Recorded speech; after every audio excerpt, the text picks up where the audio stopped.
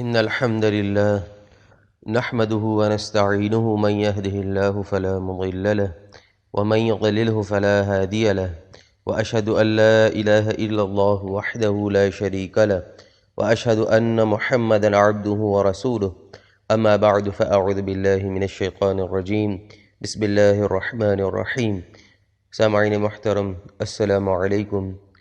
دینی امور پر اجرت، قسط نمبر 2۔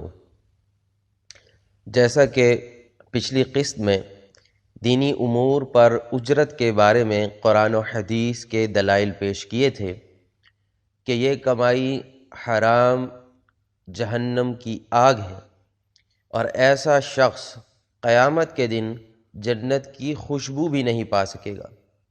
لیکن اس کمائی پر مصر رہنے والے فرقوں کے یہ علماء کہتے ہیں کہ ان قرآنی آیات کا ہرگز یہ مقصد نہیں کہ قرآن پر اجرت منع ہے، بلکہ قرآن ہی کی آیات بعض دوسری آیات کی تفصیل بیان کرتی ہیں۔ اس بارے میں وہ سورہ بقرہ آیات 174 اور 175 پیش کرتے ہیں۔ ملاحظہ ہوں یہ آیات: ان الذين يكتمون ما انزل الله من الكتاب ويشترون به ثمنا قليلا اولئك ما يأكلون في بطونهم الا النار ولا يكلمهم الله يوم القيامة ولا يزكيهم ولهم عذاب أليم أولئك الذين اشتروا الضلالة بالهدى والعذاب بالمغفرة فما أصبرهم على النار۔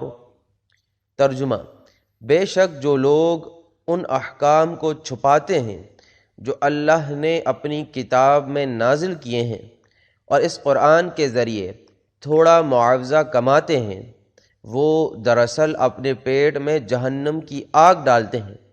قیامت کے دن اللہ ہرگز ان سے بات نہ کرے گا، نہ انہیں پاک کرے گا، اور ان کے لیے دردناک عذاب ہے۔ یہی وہ لوگ ہیں جنہوں نے ہدایت کے بدلے گمراہی خرید لی ہے، اور اللہ کی طرف سے مغفرت کے بدلے اللہ کا عذاب۔ سو دیکھو یہ کس قدر صبر کرنے والے ہیں جہنم کی آگ پر۔ اسی طرح سورہ آل عمران کی آیت نمبر 187 بھی وہ اپنے دفاع میں پیش کرتے ہیں کہ وَإِذْ أَخَذَ اللَّهُ مِيثَاقَ الَّذِينَ أُوتُوا الْكِتَابَ لَتُبَيِّنُنَّهُ لِلنَّاسِ وَلَا تَكْتُمُونَهُ فَنَبَذُوهُ وَرَاءَ ظُهُورِهِمْ وَاشْتَرَوْا بِهِ ثَمَنًا قَلِيلًا فَبِئْسَ مَا يَشْتَرُونَ۔ ترجمہ: اور جب اللہ تعالیٰ نے ان لوگوں سے پختہ عہد لیا تھا جو کتاب دیے گئے کہ وہ لوگوں کے سامنے کتاب کو وضاحت سے بیان کریں گے اور اسے چھپائیں گے نہیں، پھر انہوں نے کتاب کو پس پش ڈال دیا اور اسے تھوڑی سی قیمت کے عوض بیچ ڈالا۔ کتنی بری ہے وہ قیمت جو وہ وصول کر رہے ہیں۔ ان آیات کو پیش کر کے کہا جاتا ہے کہ جب دین کو چھپا لیا جائے اور اس پر اجرت لی جائے تو یہ اس وقت حرام ہے، ورنہ یہ جائز ہے۔ سامعین محترم، بے شک ایسا کر کے اس پر اجرت لینا تو کھلا حرام ہے، لیکن یہ مفتیان بھی اس امت کے ساتھ وہی کھیل کھیل رہے ہیں جو کہ قوم یہود کے علماء نے کھیلا تھا کہ اللہ کے نازل کردہ میں سے بہت کچھ چھپا لیا کرتے تھے۔ اللہ تعالیٰ نے اس قسم کے افراد کی اس روش سے اسی وقت آگاہ کر دیا تھا۔ مالک کائنات سورہ توبہ کی آیت نمبر 34 میں اس کا نقشہ پیش کرتا ہے: یا ایہا الذین آمنوا ان کثیرا من الأحبار والرهبان ليأكلون أموال الناس بالباطل ويصدون عن سبيل الله۔ ترجمہ: اے ایمان والو، بے شک علماء اور پیروں کی اکثریت لوگوں کا مال باطل طریقے سے کھاتی ہے اور انہیں اللہ کی راہ سے روک دیتی ہے۔ سامعین محترم، اللہ تعالی نے پہلے ہی بتا دیا تھا کہ یہ لوگوں کا مال باطل طریقے سے کھاتے ہیں، تو اللہ کی وہ بات صادق آئی، اور آج یہ بات ہمارے سامنے کھل کر آ چکی ہے کہ یہ مولوی، یہ پیر اور مفتیان کس کس طرح دین پر کمائی کر رہے ہیں۔ کہیں امامت پر اجرت ہے، کہیں تعلیم القرآن پر اجرت، کہیں قرآن کا تعویذ لکھ کر کما رہے ہیں، اور کہیں ایصال ثواب کی بدعت پر مبنی رسومات ایجاد کر کے وہاں پوری ٹیم لے جا کر ختم قرآن کی فیس لے رہے ہیں۔ کہیں مولوی صاحب کو ختم پر بلایا جاتا ہے اور ہاتھ اٹھا کر دعا کر کے تر مال اور ہدیہ حاصل کرتے ہیں، تو اب کہیں قرآن سے روحانی علاج شروع کر دیا ہے۔ کہیں اذان پر اجرت ہے تو کہیں درس و تدریس پر جانے کا ہدیہ، الغرض کے دین کو کمائی کا ذریعہ بنا ڈالا ہے۔ سامعین محترم، مفتی صاحبان جو یہ 2 آیات پیش کر رہے ہیں، تو دین پر اجرت کے بارے میں قرآن میں صرف یہ 2 آیات نہیں ہیں، بلکہ کثرت سے وہ آیات بھری پڑی ہیں جن سے اجرت پر انکار ثابت ہوتا ہے۔ مفتی صاحبان وہ آیات لوگوں کے سامنے آنے ہی نہیں دیتے، بلکہ اسے چھپا لیتے ہیں۔ ملاحظہ فرمائیں اس کی چند مثالیں۔ سورہ شعراء آیت نمبر 109، نوح علیہ السلام نے اپنی قوم سے کہا، وَمَا أَسْأَلُكُمْ عَلَيْهِ مِنْ أَجْرٍ إِنْ أَجْرِيَ إِلَّا عَلَىٰ رَبِّ الْعَالَمِينَ۔ ترجمہ، اور نہیں میں سوال کرتا تم سے اس پر کسی اجرت کا، نہیں ہے میری اجرت مگر جہانوں کے رب کے ذمے۔ سورہ ہود آیت نمبر 29 میں بھی نوح علیہ السلام کا قول درج کیا گیا کہ وَيَا قَوْمِ لَا أَسْأَلُكُمْ عَلَيْهِ مَالًا إِنْ أَجْرِيَ إِلَّا عَلَى اللَّهِ۔ ترجمہ، اور اے میری قوم، میں نہیں مانگتا تم سے اس پر کوئی مال، نہیں ہے میرا اجر مگر اللہ پر۔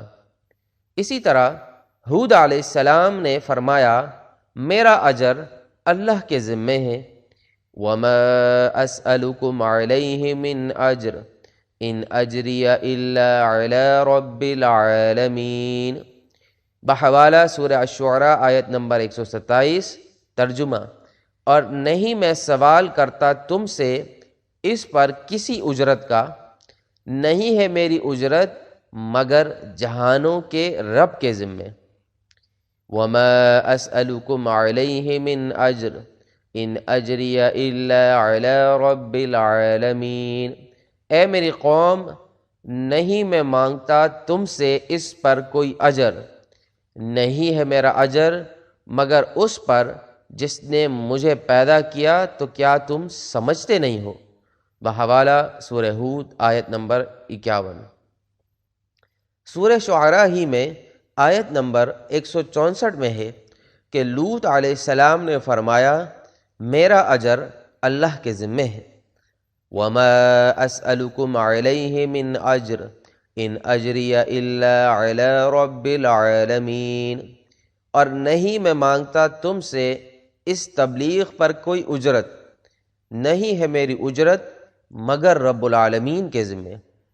اسی طرح شعیب علیہ السلام نے فرمایا، میرا اجر اللہ کے ذمے ہے۔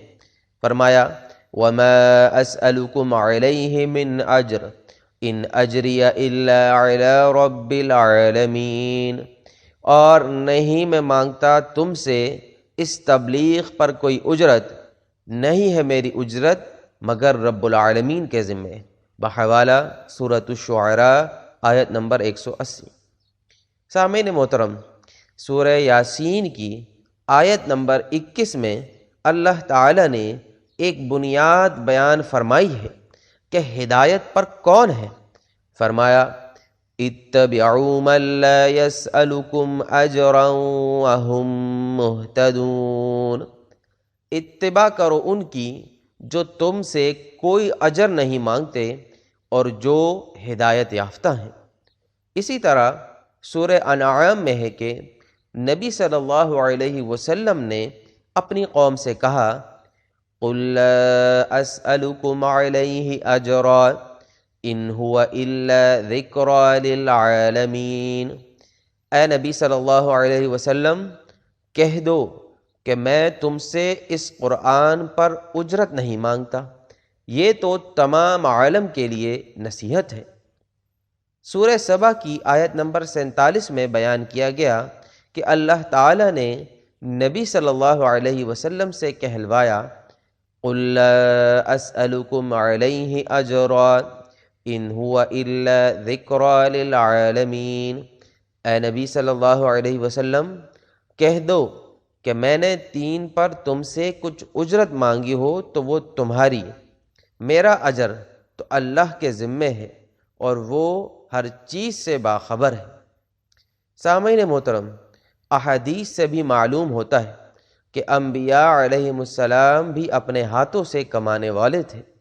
صحیح بخاری کتاب الاجارہ میں ہے کہ نبی صلی اللہ علیہ وسلم نے فرمایا ما بعث اللہ نبیا الا رعى الغنم، کہ اللہ تعالی نے کوئی نبی ایسا نہیں بھیجا جس نے بکریاں نہ چرائی ہوں۔ فقال اصحابہ وانت، صحابہ رضوان اللہ تعالی علیہم اجمعین نے پوچھا اور آپ نے بھی؟ فقال، تو نبی صلی اللہ علیہ وسلم نے فرمایا نعم، ہاں، کنت ارعاها علی قراریط لأہل مکہ، میں بھی مکہ والوں کی بکریاں چند قیرات کی اجرت پر چرایا کرتا تھا۔ اسی طرح صحیح بخاری کتاب البیوع میں ہے کہ انبیاء علیہ السلام مختلف کام کیا کرتے تھے۔ ان داؤد النبی صلی اللہ علیہ وسلم کان لا یأکل الا من عمل یدہ، اللہ کے نبی داؤد علیہ السلام صرف اپنے ہاتھ سے کام کر کے روزی حاصل کرتے تھے۔ اسی طرح مسلم کتاب الفضائل میں ہے کہ کان زکریا نجارا، زکریا علیہ السلام بڑھئی تھے۔ انبیاء علیہ السلام اور نبی صلی اللہ علیہ وسلم کے بعد اب ہم آتے ہیں صحابہ کرام رضوان اللہ تعالی علیہم اجمعین کے کردار کی طرف۔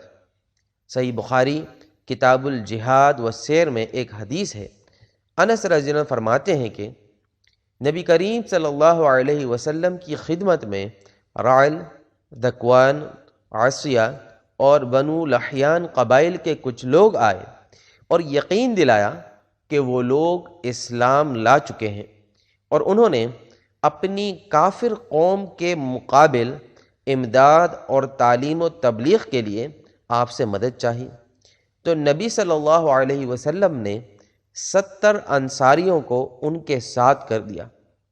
انس رضی اللہ عنہ نے بیان کیا کہ ہم انہیں قاری کہا کرتے تھے، یحطبون بالنہار ویصلون باللیل، وہ لوگ دن میں جنگل سے لکڑیاں جمع کرتے اور رات میں صلاۃ ادا کرتے رہتے۔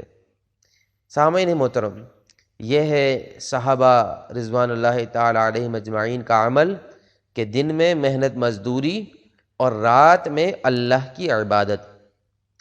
قرآن و حدیث کے ان دلائل سے ثابت ہوا کہ کسی بھی حالت میں قرآن مجید پر اجرت نہیں لی جا سکتی۔